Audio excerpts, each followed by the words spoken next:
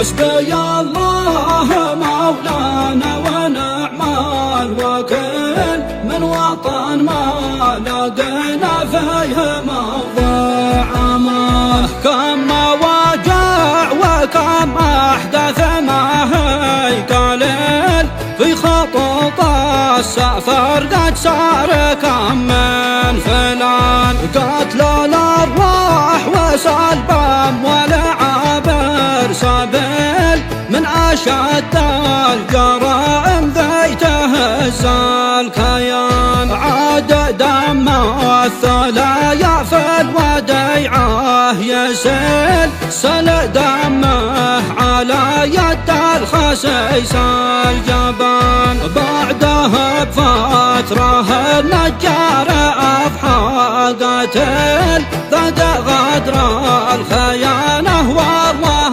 المستعان.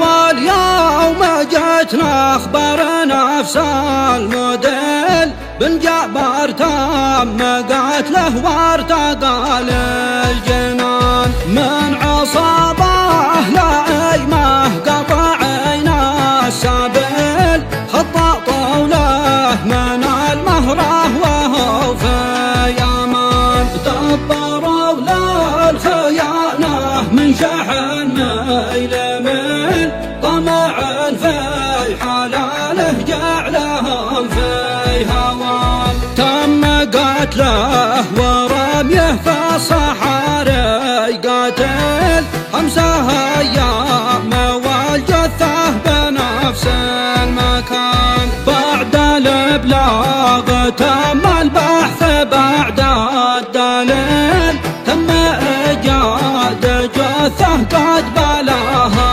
الزمان. تم دفنه في المهره والاعيان تسيل، دون علمه له او اسطار ايات بيان. ابنها اللي انتظر عودة ابوها الاصيل، ما تهنى بشوفة والده والحنان.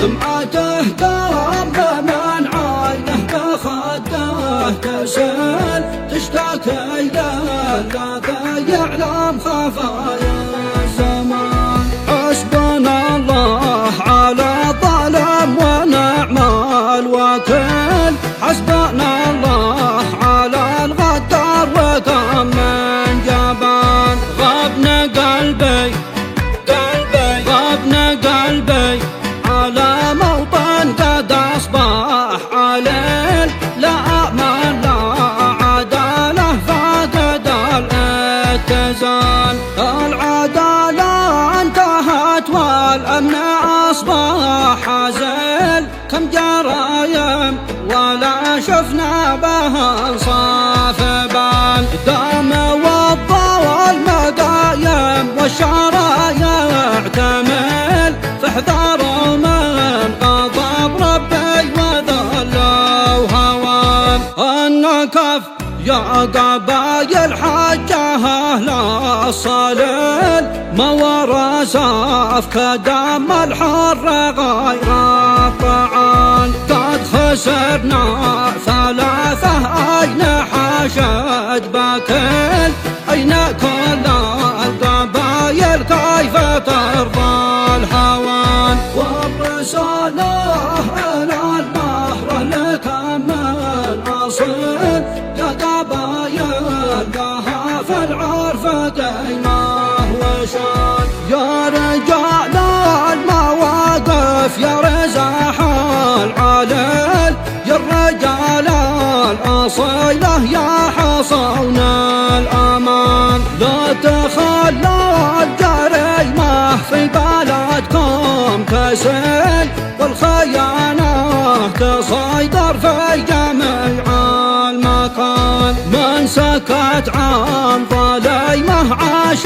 عمره ذليل، بيجيها الجزامة